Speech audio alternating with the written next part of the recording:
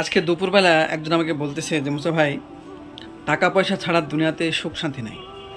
তো আমি বললাম, টাকা পয়সা যদি দুনিয়াতে সুখ শান্তির মূল কারণ হয় বা কারণ হতো, তাহলে তো দুনিয়াতে যত ইতিহাস আমরা পড়েছি জেনেছি, হিটলার, তারপরে ফেরাউন, নমরুদ, যত বড় বড় ধনী মানুষ এই পৃথিবীর বুকে হয়েছে, তাহলে তারা তো নবী রাসূলের পেছনে পড়ার কোনো কারণ ছিল না। যে তাদের অনেক ধন সম্পদ রয়েছে, মহা সুখে আছে, নবী রাসূলদের পেছনে লাগার কোনো প্রয়োজন নেই। আবার দেখো, সমস্ত নবী রাসূল, আমাদের প্রিয় নবী মুহাম্মদ সাল্লাল্লাহু আলাইহি সাল্লাম, তিনিও খাদিজার যত ধন সম্পদ ছিল, সমস্ত ধন সম্পদ তো এক জায়গায় মানে রেখে দিতে পারত, মানুষকে দান করা বাদ দিয়ে।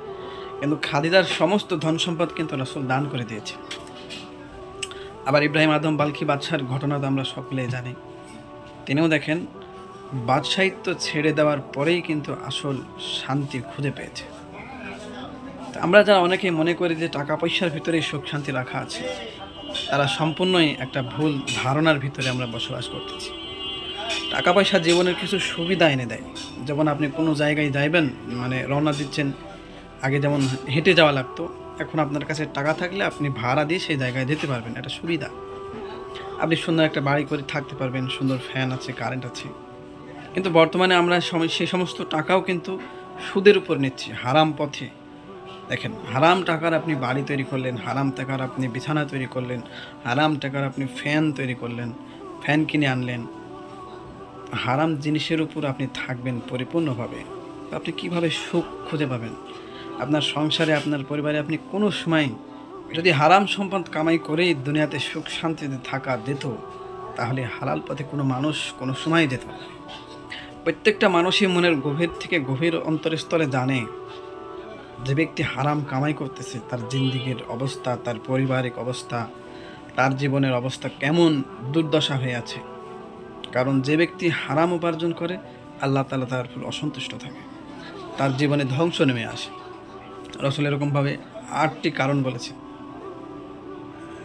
এজন্য আমি বলবো যে যারা এরকম মনে করেন যে টাকা পয়সা কামাই করলেই, টাকা পয়সা থাকলেই জীবনের প্রকৃত সুখ শান্তি, এই ধারণাটা সম্পূর্ণই মিথ্যা এবং ভুল। একমাত্র আল্লাহ তাআলাই সুখ এবং শান্তি দান করার মালিক।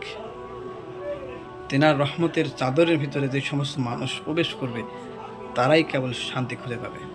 যেমন আপনি মসজিদে যান অথবা কোনো মাহফিলে যান, যাওয়ার পরে 1 ঘন্টা 2 ঘন্টা বসে থাকার পরেই আপনি দেখবেন অটোমেটিক আপনার ঘুম চলে আসছে, কারণ সেই জায়গায় আপনি শান্তি ভোগ করতেছেন।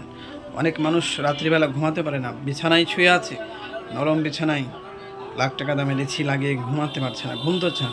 কিন্তু মসজিদে যাওয়ার সঙ্গে সঙ্গে তার ঘুম ধরে যায়, কারণ মসজিদে আল্লাহ তাআলার এক্সট্রা রহমত, জায়গাটা জান্নাতি জায়গা।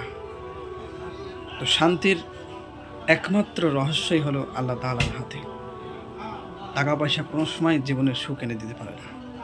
যদি এনে দিতে পারতো, তাহলে সমস্ত ধনী মানুষরা এলান করতো, প্রতিদিন এলান করতো ইন্টারনেটে, ফেসবুকে, পত্রিকায়, যে আমি মহা সুখে আছি, তোমরাও চলে আসো, তোমরাও মহা সুখে থাকো। তো যখন তারা কোটিপতি হয়েছে, তারা বুঝতে পেরেছে, কোটিপতি হওয়ার পরে তখনকার তারা বুঝতে পেরেছে যে না, টাকা পয়সার ভিতরে প্রকৃত সুখ শান্তি লুকিয়ে নেই। টাকা পয়সা শুধু আপনার জীবনের কিছু সুবিধা এনে দিয়েছে, কিন্তু যে সুখ শান্তির তালাশ আমরা করে বেড়াচ্ছি বর্তমান সময়ে, সেই সুখ আর শান্তি কিন্তু নেই। এজন্য আমরা চেষ্টা করব সকলেই দুনিয়াতে বেঁচে থাকার জন্য যতটুকু সম্পদ উপার্জন করা প্রয়োজন, ততটুকুই উপার্জন করতে হবে।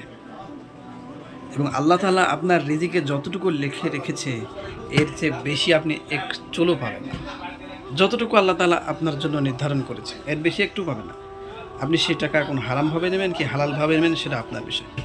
হারামভাবে নিলে আপনি টাকাটা দ্রুত পেতে পারেন, হালাল টাকা হয়তো একটু পিছনে রাখা আছে, একটু দেরি হবে, একটু ধৈর্য ধরতে হবে।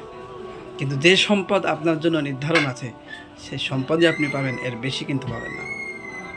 এজন্য আমরা সকলেই যে সমস্ত কথাগুলো শুনলাম, সকলেই মানার চেষ্টা করব। আমাদের জীবনে অবশ্যই অবশ্যই আল্লাহ তাআলার রহমত আসবে, সুখ শান্তি পাবেন ইনশাআল্লাহ। আল্লাহ পাক রব্বুল আলামিন আমাদের সকলকে এই সমস্ত কথার উপর আমল করার তৌফিক দান করুক। সকলে বলি আমিন। আসসালামু আলাইকুম ওয়া রাহমাতুল্লাহ।